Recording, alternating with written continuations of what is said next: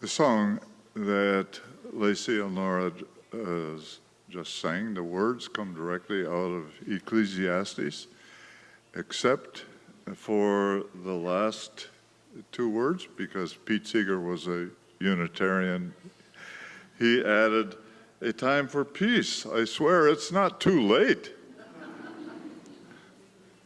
The Ecclesiastes poet didn't write those words. Thank you very much for that beautiful rendition. Traditionally, you consult Christian and Jewish teachings as sources we might use to develop our own faith. Unitarians and Universalism have their roots in Europe in the 1600s. Printing texts were becoming more available and literacy was increasing. More lay people began reading the books of the Bible and were surprised that the Trinity is not among the doctrines described there, and hell is not quite as prominent as the Calvinists want it to be. The Old Testament, especially, is a collection of weird stories, sometimes inspiring, often cruel and horrifying. The collection is cobbled together from dozens of other sources. It's possible to open the pages anywhere and become engaged by the drama you find there. It's an interesting book. So one day, last September, I was sitting in the library around the corner here reading the Bible, and our sabbatical minister, Reverend Terry Berner, walked through and asked me what I was reading. And I told her I was reading Ecclesiastes, my favorite Old Testament book. Well, she responded, "Oh, it's mine too." I am grateful to her help for helping me think through this program. Ecclesiastes is an unusual book to include in a sacred text. It does not focus on God or even really mention God until the very end in a section most Bible scholars agree was added 200 or 300 years after the original was composed. Ecclesiastes concentrates mostly on how life is temporary, but it does not in any way postulate an afterlife. No heaven, no hell, not even an idea of soul. Ecclesiastes is part of the Hebrew Bible called writings and part of the wisdom literature of the Christian Bible, Old Testament. Solomon is credited with being the author, but most Bible scholars say that's not possible. Solomon, son of David and Bathsheba, talk about a weird story, reigned from 970 to 931 before Common Era. Linguistic analysis and clues from cultural references show Ecclesiastes was very likely written in about 460 before Common Era, 500 or so years after Solomon lived. The probable author is someone identified as Kohelah. The name translates as the assembler. So that too is probably not a specific purpose. The word Ecclesiastes means assembly or collection. The Ecclesiastes poet looks around and notices that it is not always the fastest runner who wins the race. It isn't always the strongest who wins the battle, or the wise who gets rich. Luck in situations we are born into always change what happens. And the wicked sometimes cheat. During the historical times in which he lives, he sees corrupt liars get rich and powerful. He sees religious leaders who are evil creeps. Corruption all around. You might have noticed that some of that is even true in 2025. In light of that reality, how do we live?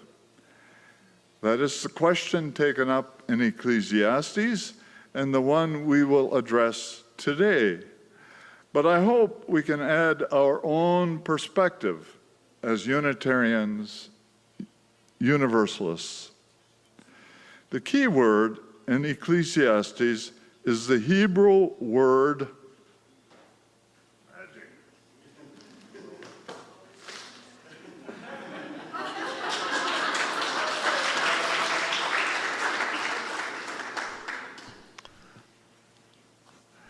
The key word in Ecclesiastes is the Hebrew word hevel. It appears 38 times in this rather short book, 11 times more than any other word. Hevel is most commonly translated as vanity. For example, the second line of the King James Version of the Bible reads, "Vanity of vanities," says the preacher. "Vanities of vanity, all is vanity." It's unfortunate because it gives Ecclesiastes a bad name. Who wants to read a book that is all about vanity? Others translate hevel as pointless or useless or meaningless or futile. The translation I prefer, however, is by Rabbi Sami Shapiro. He spent his whole life studying Ecclesiastes. He translates hevel as emptying. The Hebrew root for hevel is smoke or breath. You reach for it and your hand comes out empty. Using contextual clues, Shapiro concludes that the Ecclesiastes poet meant transience. So Shapiro's translation of hevel in the second line is emptying upon emptying, said the assembler. Emptying upon emptying. Everything is emptying. When we breathe out, our lungs are emptying. When I breathe in peace. When I breathe out love.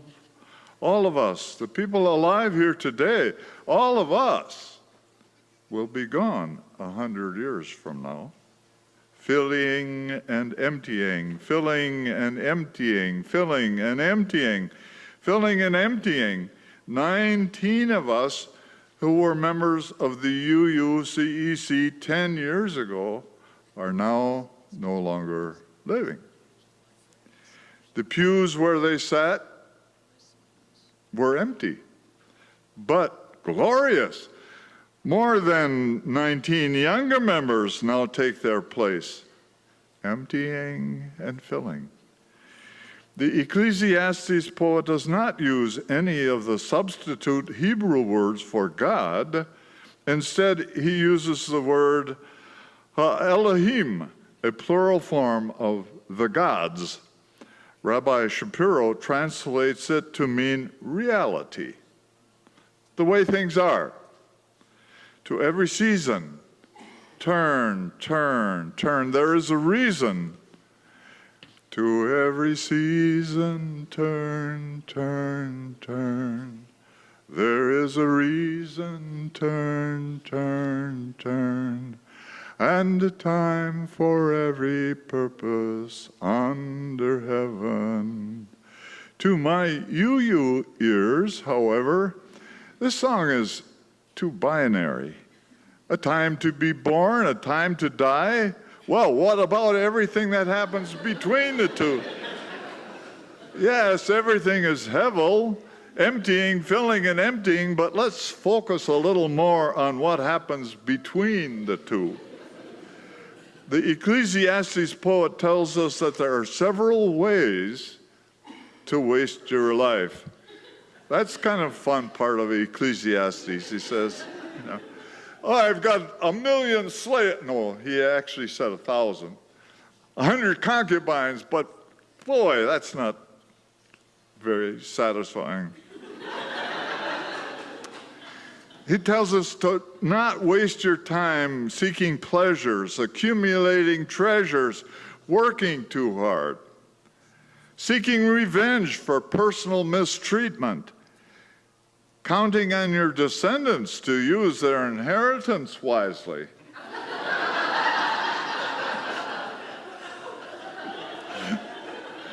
Karen and I have been saving all.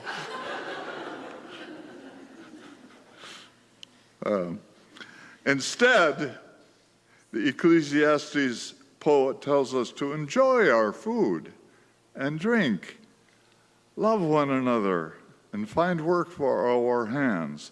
Don't expect to be rewarded for your goodness. Quote, even in death, he writes, the wicked are honored with pomp and ceremony, while the righteous who sought to do good, the city forgets them. According to legends about King Solomon, he wore a ring etched with 3 Hebrew letters, Gimel, Zayin, and Yud, abbreviations for this too shall pass. So although Solomon did not write Ecclesiastes, the temporary nature of human lives was always on his mind, or at least his finger. So when I was 11 years old, our 92-year-old neighbor, Abby Wolf, moved into a nursing home. His home had never had indoor plumbing, so when a family named Kaufhammer bought the place, they had a new well drilled and installed plumbing. The kids from the neighborhood went to watch the well driller set up his rig. His name was Herman Messman. He had been raised old order Amish, but as a child, he had become captivated by machines when the threshing crew came to their farm. And so he left the order, but he stayed in the area where he had grown up. He didn't mind at all that 4 or 5 preteen kids were hanging out to watch him drill. He liked to tell stories, and we gave him a fresh audience. On the 3rd day of the job, his drilling machine was passing through 60 feet, grinding down through the gravel, so Herman had some quiet time to tell us a story. Do any of you kids have little brothers or sisters? Of course, we all had. Have you noticed how when you are born into this life, you can't talk, you can't poop or pee on your own? You mostly cry, scream, and holler. You can't even feed yourself. Then you grow up a little bit and your folks are making you do chores and you go to school and you have to go to work and maybe you have some crying, pooping little kids of your own to take care of. You work your butt off and pretty soon you're old. And then what? Take this guy, Abby Wolf, who had this place. Now he wears diapers again. He can't talk. He just sleeps all day and moans and groans. When he's awake, they have to feed him. I tell you, boys, you are all pretty much in the same condition at the beginning of your life as at the end. And in between, it's mostly just work, suffering, and long, boring days.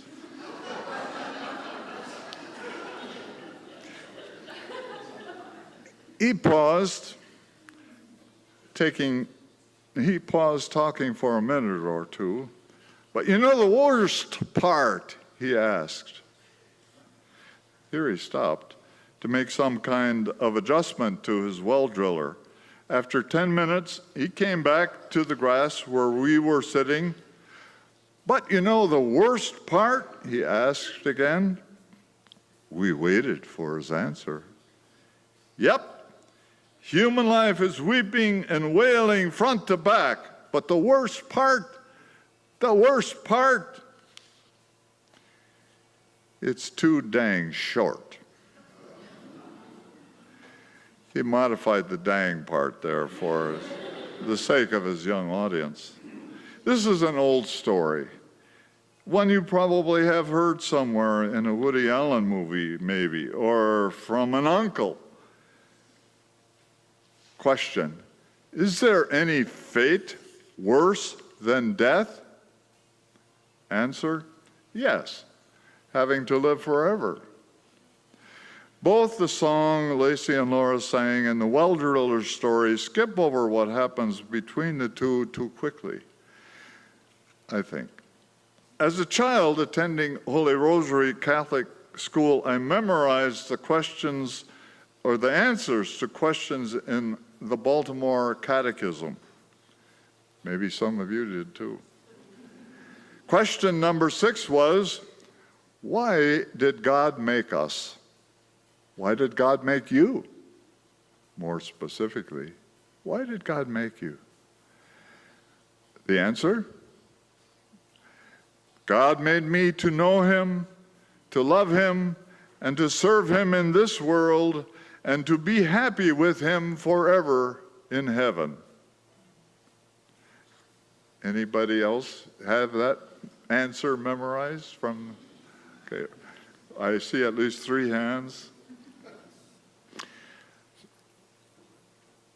The Baltimore connection with theology is an interesting one, worthy of another discussion sometime.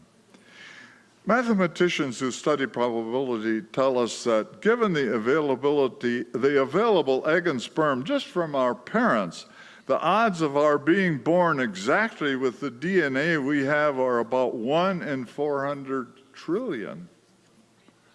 The odds of you being who you are very slim. As the Ecclesiastes poet tells us, time and chance happen to all of us. The color of your eyes, your skin, where and when in the world you are born, all are an amazing bit of luck, or maybe unluck. Monsignor Reiter was the pastor of the Holy Rosary parish where I went to school. He had been raised in Bavaria, but after he came to Wisconsin, he served that parish for 50 years. It seemed to us kids in school that he was an old man. During every Mass, he recited a prayer. Life is short, and death is sure. The hour of death you'll never know, the soul you have, and only one. If that is lost, all hope is gone. Waste not your time while time you have, for after death it's ever past. The all-seeing God your judge will be, and heaven or hell your destiny. All earthly things will fade away. Eternity alone will stay. I heard that prayer so often I could still recite it now, but it's not difficult to understand why human beings invented heaven and hell. For many, it is a comfort to think that God made us specifically so that we might be happy with him forever in heaven. Although I have heard quite a few Unitarian Universalists say that would be pretty boring. I mean, as Mark Twain said, all those musicians, all they're up there trying to play the harp, and none of them have played a lick of music while they were alive. What a horrible experience that must have been. Yeah, it's not hard to understand why human beings invented heaven or hell. But friends, let's not wait for heaven. Let's find our joy and our purpose somewhere between our birth and our death. In 1853, 3 years before Loranda Wilkins founded the Universalist congregation here in Eau Claire, The Unitarian minister Theodore Parker wrote, quote, "Look at the facts of the world. You see a continual and progressive triumph of the just. I do not pretend to understand the moral universe. The arc is a long one. My eye reaches but little ways. I cannot calculate the curve and complete the figure by the experience of sight. I can divine it by conscience. And from what I see, I am sure it bends toward justice." When he wrote that, there were 4.5 million slaves in the United States. It was before the Civil War. In 1965, Martin Luther King Jr. reminded us that, quote, "The arc of the moral universe is long, but it bends toward justice." 3 years later, he was assassinated. The Ecclesiastes poet seems to suggest that the world is a certain way, and the best we can do is accept that reality. Most UUs would instead say that Theodore Parker and Martin Luther King are right. The arc of the moral universe bends toward justice. And what we do, each of us, will help it bend. I believe that because human beings have evolved and continue to evolve to behave in ways that promote and support justice. Not always, but that is the arc.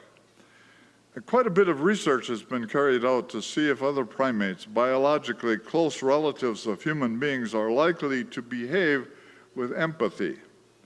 One of my favorite experiments was done by the UW-Madison graduate students from the Harry Harlow lab with bonobos in the Milwaukee Zoo. The experiment had several steps.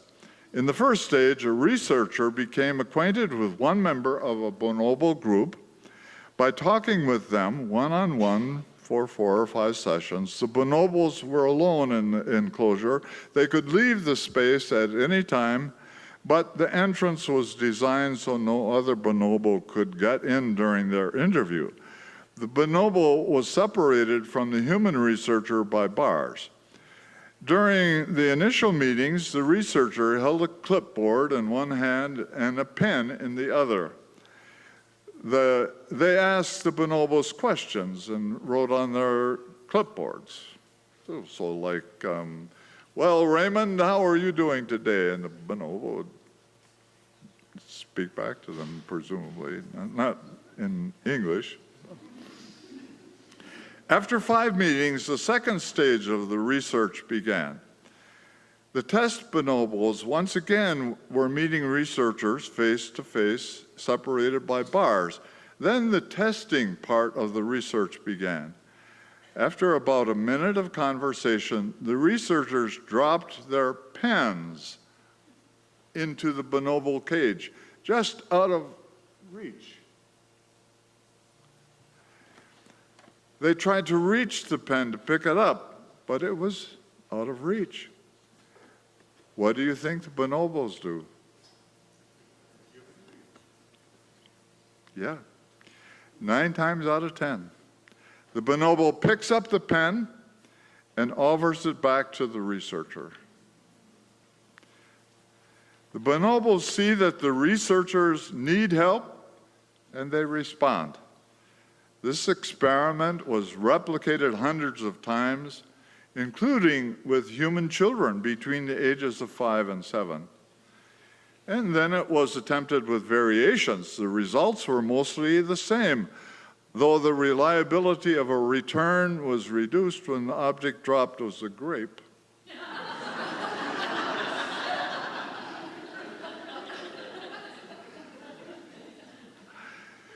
The same research with chimpanzees showed that they too saw when help was needed and provided it, though not as often as either humans or bonobos. So chimpanzees are not as empathetic, apparently. This research project, and others like it, seems to show clearly that humans and other primates evolved to see when others need help and to provide that help if it is possible. It is part of the hard wiring we have as a species. Maybe humans are a little more like chimps than bonobos, but I believe that humans have the unique capacity to commit consciously to healthy change and to design it into our future. For many of us, right now feels like the worst of times. How could it be worse? Well, as a point of comparison, I was born during the Second World War. During the 5 years of that war, 16 million soldiers died, 45 million civilians, 38 million of them women and children. Almost 7 million were murdered simply because they were Jewish. That was during my lifetime. In early August of 1945, the United States dropped a bomb on Hiroshima. 102,000 people, again, children, women, old men, died in the first hour. 3 days later, our country dropped another bomb on Nagasaki. Another 91,000 civilians died. Hundreds of thousands died later of radiation poisoning, all during my lifetime. Compare that with the 130,000 killed in the Russian-Ukraine war, or the 53,000 in the ongoing Israeli-Palestinian wars. The Ecclesiastes text includes much wisdom, but to my UU consciousness, it underestimates the power of each of us every day, grabbing the bar of the moral universe and with all our effort, bending it toward justice. Sing with me here. To everything turn, turn, turn. There is a season, turn, turn, turn, and a time for every purpose under heaven.